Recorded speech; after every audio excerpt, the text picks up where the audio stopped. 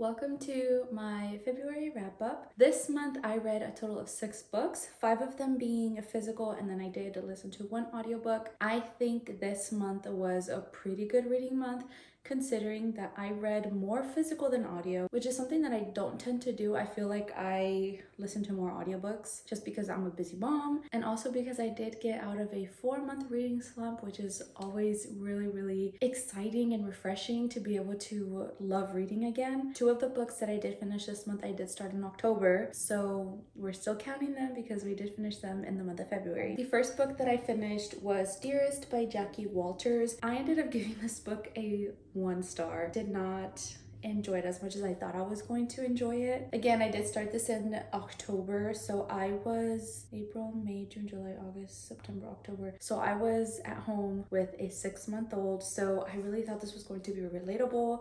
The main character had a baby girl and she did have her prematurely. I had my daughter and I also did have her a little bit early. I had her at 36 weeks and some days, so I was like, yeah, this is gonna be great.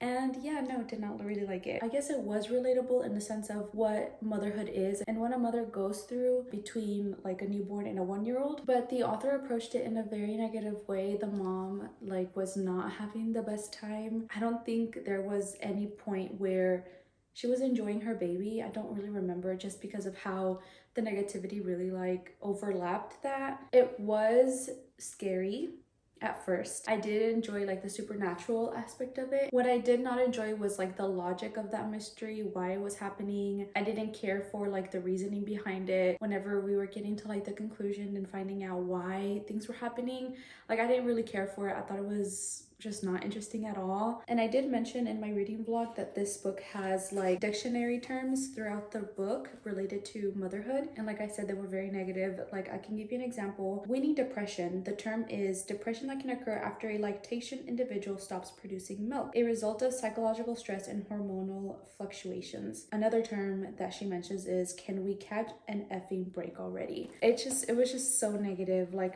Where was that one example? But even for just everyday items that you need to be a mom, the author just turned it into something bad for no reason. I can't find it, but one of the terms was a baby monitor, and then the definition was an item used to watch over your baby, and then the other term was an item that you absolutely need as a mother because you yourself as a mother is not enough, or something like that, something around those lines. It was just, I feel like I'm done talking about this book.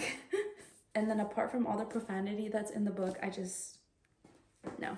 The next book that I finished was The Book of Cold Cases by Simone St. James. This is a mystery thriller, paranormal, true crime book.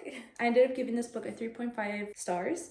I also started this in October and finished it in the month of February. I feel like this book really dragged in the middle. You know, these 2 books, the one that I just talked about, and then this one dragging, I think that's what put me in a 4-month reading slump. So do whatever you want with that information. The reason why this one got a higher rating was because I did enjoy the supernatural aspect to it. There's some haunting in a house, very creepy. I get scared easily, so me reading this, it was very vivid in my mind. I was really picturing it. I did find the main character to kind of exaggerate a little bit, and I didn't want to mention this because who am I to analyze somebody's drama? I can't. I don't know. I just found her reasoning behind not doing a certain thing to be a little over the edge, but that's just me. I also really didn't like the conclusion or the revelation. I just was not really into it. The main character that was involved with the case, I didn't like her at all either, and I don't know if that was intentional, if she was supposed to be an unlikable character, but yeah, I didn't really like her.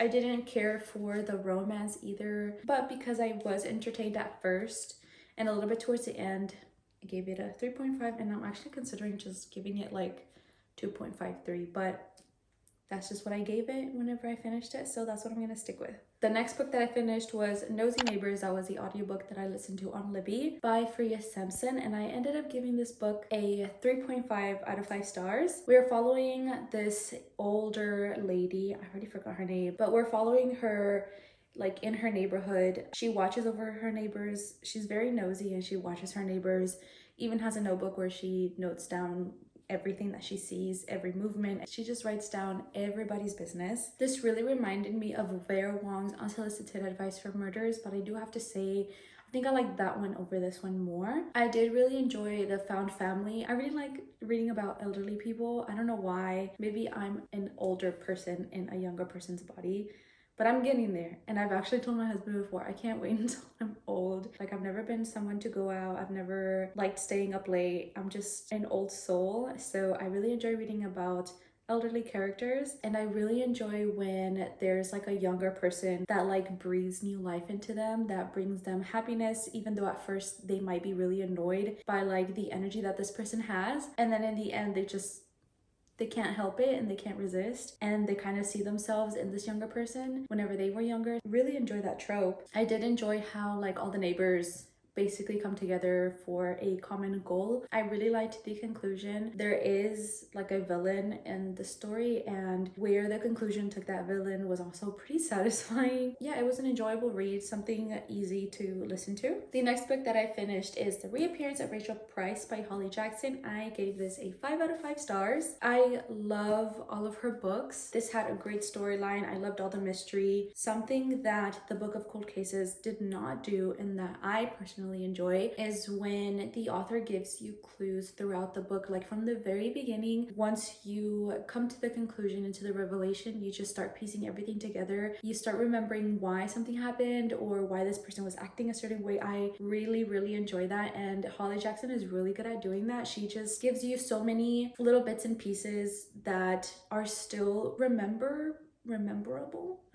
And once you get to the end, you have this aha moment where everything just comes together. I don't know how many other books she's released before A Good Girl's Guide to Murder, but that was the first book that I've ever read from her, and I also got that one from Book of the Month years ago. I really enjoyed Pip as the main character, and so now every time that I read her books, I imagine Pip. Like, they're very similar. It's a very strong, astute female character. They're very smart, and even though they're younger, like they're in high school, they're pretty smart for their age, I believe. And I think they have some level of maturity that young high schoolers don't tend to have. They have a big heart, they care about other people, so I really enjoy her main characters. By the time I was reading this, I was really picking up on like my reading mood for the month of February, so yeah, I really enjoyed it. 5 out of 5 stars.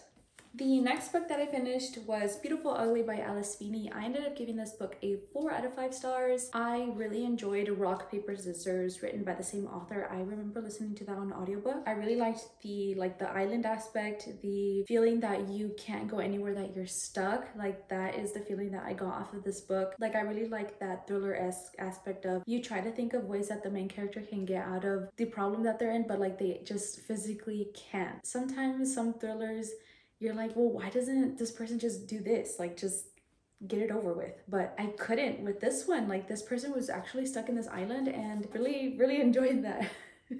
Hated that for the main character, but enjoyed it for myself as the reader. The chapters were not short, but not too long. Like, they were like the perfect size. They were very engaging as well. Like, at the end of every chapter, there was like a little cliffhanger, and like it just pushed you to read the next chapter. Like, I could not stop at the end of a chapter. If I stopped reading, it had to be like midway, just because of those itty bitty cliffhangers that she leaves you after each chapter. I do have to say though that I guess the misleading aspect of the book is very similar to Rock, Paper, Scissors. The author Alice Feeney, she misleads you in a way that you think you're reading off of a certain person's perspective, but you're actually reading somebody else's. It was kind of like, I don't want to say easy to predict, but yeah, it was a bit easier to predict. Still really highly recommended though. I think I did like this more than Daisy Darker, right? Is that the name of the book?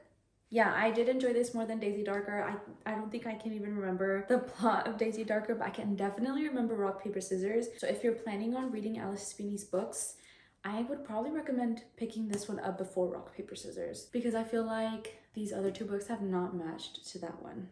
And lastly, I finished The Love Elixir of Augusta Stern by Lynda Cohen Loigman. I think this has to be my favorite book for the month of February. I truly love this so much. I gave it a 5 out of 5 stars. I loved all the characters, every single one of them. They were just so lovely. Something about old people. We have a grumpy Augusta turn and we follow her like as she is retiring, but we're also looking into her past. I feel like I wrapped my thoughts up really good in my previous vlog where I finished this. It was really fast paced. It was like easy for me to pick up. I remember the second day my daughter took like a 2-hour nap, and the entire time I was reading, usually I read maybe for like 30 to 45 minutes at a time before I get sleepy or tired, but I was just devouring this book. It's so good. There is a second chance romance, and I really enjoy that trope in romance books. I feel like a lot of people don't like second chance romance because there is some sort of like miscommunication, but I feel like this second chance romance is really good just because there's like this really big gap in time and the characters were not expecting to like meet again. Both timelines were very enjoyable. I feel like the author did a really good job at switching back and forth between the past and the present and not focusing too much on one timeline to where you get bored out of it. And I also think that